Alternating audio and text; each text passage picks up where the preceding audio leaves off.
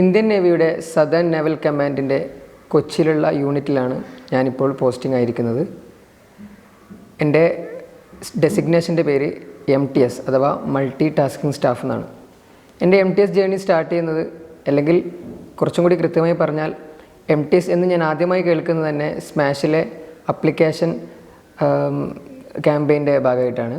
സ്മാഷിൽ ഇതുപോലത്തെ എല്ലാ പ്രാവശ്യവും ഓരോ ഗവൺമെൻറ് എക്സാമുകൾ, അതിപ്പോൾ UPSC നടത്തുന്ന ഗ്രൂപ്പ് A ലെവൽ എക്സാമുകളാണെങ്കിലും SSC നടത്തുന്ന B-C ലെവൽ എക്സാമുകളാണെങ്കിലും എല്ലാത്തിനും കൂടി അവിടെ സമഗ്രമായ കോച്ചിങ്ങും ആവശ്യമായിട്ടുള്ള ഗൈഡൻസും നൽകുന്നുണ്ട്.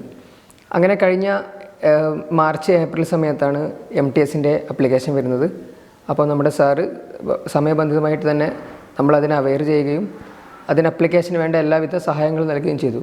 അപ്പോൾ ഫ്രണ്ട്സിൻ്റെ കൂട്ടത്തിൽ ഞാനും തീർച്ചയായിട്ടും MTS ആദ്യമായി കേൾക്കുന്ന ഒരാളെ പോലെ അതിനെക്കുറിച്ച് കൂടുതൽ അറിയാൻ ശ്രമിക്കാതെ തന്നെ എന്തായാലും സ്മാഷിൻ്റെ ഒരു പ്രിപ്പറേഷൻ സ്ട്രാറ്റജി വരുമല്ലോ, അപ്പോൾ അതിനനുസരിച്ച് പ്രിപ്പയർ ചെയ്യാം എന്ന പ്ലാനോടെയാണ് ഞാനും അപേക്ഷിക്കുന്നത്. അപ്പോൾ അതിൻ്റെ ക്വാളിഫിക്കേഷൻ ആവശ്യമായി വന്നത് SSLC ആയിരുന്നു. അപ്പോൾ ഞാൻ ദാറുൽ ഹുദ ഇസ്ലാമിക് യൂണിവേഴ്സിറ്റിയിലാണ് പഠിച്ചത്. ഞങ്ങൾ സ്റ്റേറ്റ് ലെവൽ SSLC എഴുതിയില്ല. പക്ഷേ ആ സമയമാകുമ്പോഴേക്കും ഞാൻ national institute of open schooling അഥവാ NIOSൻ്റെ SSLC എഴുതി. അതിൽ എനിക്ക് സർട്ടിഫിക്കറ്റൊക്കെ സമയത്ത് ഞാൻ സ്വീകരിച്ചിരുന്നു.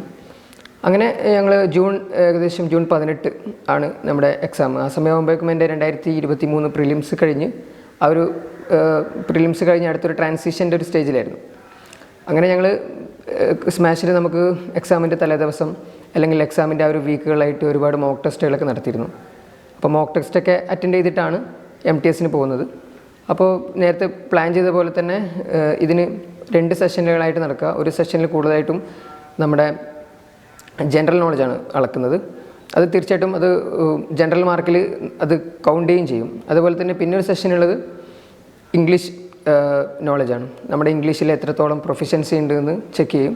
അതും ടോട്ടൽ മാർക്കിൽ കൗണ്ട് ചെയ്യും. പിന്നെ വരുന്ന അടുത്ത പ്രധാനപ്പെട്ട ഒരു എലിജിബിലിറ്റി സെഷനാണ്. അതിൽ നമ്മുടെ reasoning ability, quantitative aptitude ability, അതുപോലുള്ള എബിലിറ്റികളാണ് ചെക്ക് ചെയ്യുന്നത്. അത് നമ്മുടെ വെറും ക്വാളിഫിക്കേഷൻ മാത്രമേ, അതിൽ 33% മാർക്ക് നേടിയാൽ നമ്മൾ നെക്സ്റ്റ് റൗണ്ടിലേക്ക് ക്വാളിഫൈ ചെയ്യും. അപ്പോൾ ഇത് മൂന്നും ഉൾപ്പെട്ടിട്ടുള്ള ഒരു മത്സരമായിരുന്നു, ഒരു മത്സര പരീക്ഷയായിരുന്നു MTSൻ്റേത്. അപ്പോൾ ക്ലിയർ ചെയ്തു. അങ്ങനെ സ്മാഷിൽ തിരിച്ചെത്തിയപ്പോൾ നമ്മുടെ ഏകദേശം ക്വസ്റ്റ്യൻ ആൻസറും കാര്യങ്ങളൊക്കെ ചോദിച്ചപ്പോൾ എത്ര കിട്ടുമെന്നൊക്കെ ഒരു ധാരണ ഉണ്ടായപ്പോൾ അപ്പോൾ തന്നെ സാർ പറഞ്ഞിരുന്നു ക്വാളിഫൈ ചെയ്യാൻ സാധ്യതയുണ്ട്, എന്തായാലും റിസൾട്ടിന് വെയിറ്റ് ചെയ്യാം. അങ്ങനെ ഒരു ഒക്ടോബറോടെ റിസൾട്ട് വന്നു, ക്വാളിഫൈ ആയി. അപ്പോഴൊട്ടും ഞാൻ എക്സൈറ്റഡ് ആയിരുന്നില്ല, കാരണം ഗ്രൂപ്പ് C ലെവൽ എക്സാം ആണെന്നൊക്കെ പറഞ്ഞ് എനിക്ക് ആദ്യം ഒരു ഇൻഫീരിയോറിറ്റി കോംപ്ലക്സ് ഉണ്ടായിരുന്നു.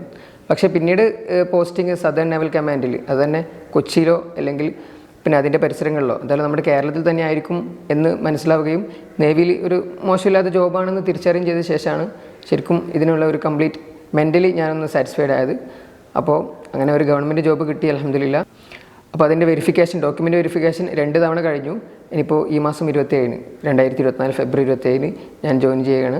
അപ്പോൾ എൻ്റെ കൂടെ നിന്ന് എല്ലാവർക്കും വളരെ ഹൃദയംഗമായ നന്ദി ഞാൻ അറിയിക്കുന്നു.